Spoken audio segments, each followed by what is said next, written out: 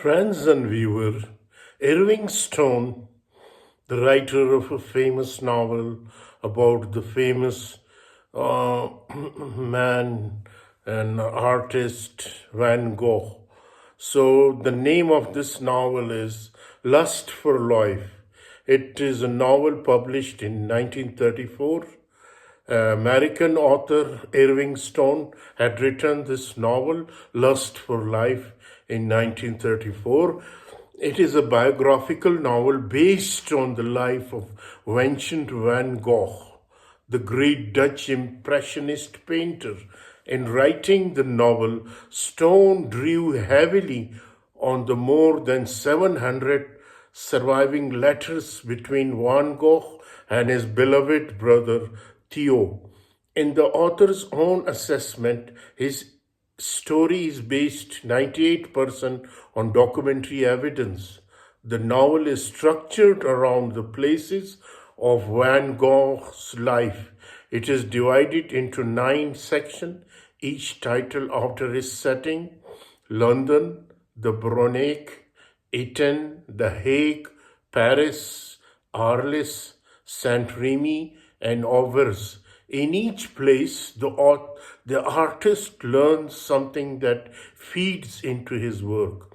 The book devotes many pages to the genesis of Van Gogh's most famous painting, including Sunflower, Bedroom in Arles, and Whitfield with Crows. Stone begins his story with Vincent's teenage years. Vincent's father is a predicant, a Dutch Calvinist minister, and his upbringing is strict and religious. During these years, he suffers the first of many unrequited passion for a local girl, Ursula. With his family's help, Vincent secures a position at an art dealer's in London. His work goes well, and for a while he is happy. However, he falls in love with his landlady's daughter, Eugene, and his proposal is rejected. He becomes depressed, taking comfort in religion. Eventually, Vincent decides to become a Calvinist pastor after failing the entrance exam, which would have allowed him to study theology at university. Vincent is sent as a missionary to the deeply impoverished mining town of Bornek in Belgium. The locals don't take him seriously as an evangelist because he looks like a madman, and soon, instead of preaching, he is spending his time sketching the scenes and people around him, excited by the beauty he perceives amid the squalor. He gives away most of his salary to poor families, and he donates his comfortable room above the bakery to a homeless person, moving to an unheated hut. As a result, he is dismissed from his position for undermining the dignity of priesthood. Back in Eton, Vincent conceived another unrequited passion for Cornelia.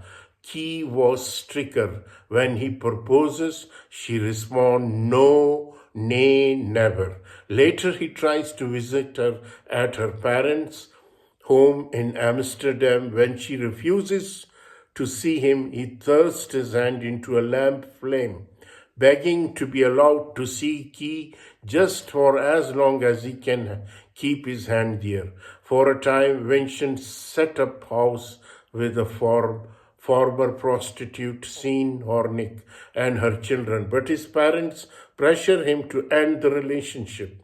Vincent began working with oil paints.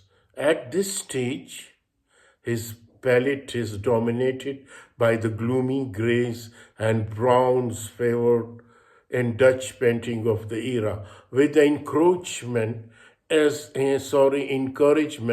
and financial support of his brother Theo and increasingly successful art dealer who believes in the value of his brother's work, Vincent moves to Paris. There he meets the great artist of his day, Toulouse Lautrec, Cézanne, and Gauguin, as well as writers and thinkers.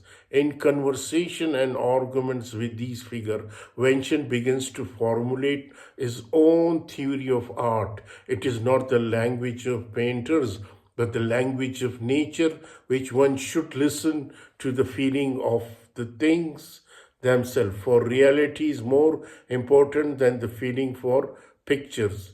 His work explode with color. His relationship continued to be a source of trouble, and Vincent moves to the country town of Arles, seeking refuge from his Paris lifestyle, but also craving sunlight and its colors. Theo again helps him to make the move, providing continuous emotional support in his letter. In Arles, Vincent begins to paint incessantly, embracing the yellow that would become his trademark. As the summer advanced, everything became burned up. He saw about him nothing but old gold, bronze, and copper, covered by a greenish azure sky of blenched heat. There was sulfur yellow on everything the sunlight lit. He became a blind painting machine, dashing off one sizzling canvas after another without even knowing what he did. Vincent pleaded with Gauguin to join him in Arles, which he does, but when Gauguin refused to treat Vincent as an equal, their relationship deteriorates. The troubled friendship and Vincent's creative frenzy takes its toll.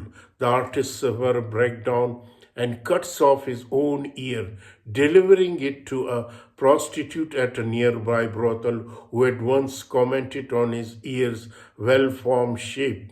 Vincent is hospitalized. Dew rushes to the hospital to be at his side. After a period of intense depression, Vincent voluntarily confines himself at the insane asylum at Saint Remy. He paints from the memory and from earlier sketches. Released from the asylum, Vincent spent the last years of his life painting in the hours, still suffering from depression. At the age of 37, he shot himself in the chest. He survived the initial wound. Theo rushes to his side again, finding him alive and apparently well. Soon afterward, Vincent begins to decline and dies. So, Lust for Life was Irving Stone's first successful foray into biographical fiction. So he became best known for his novel based on life of Michelangelo, The Agony and Ecstasy, and The Lust for Life. So this is the story of The Lust for Life of Vincent van Gogh by Irving Stone.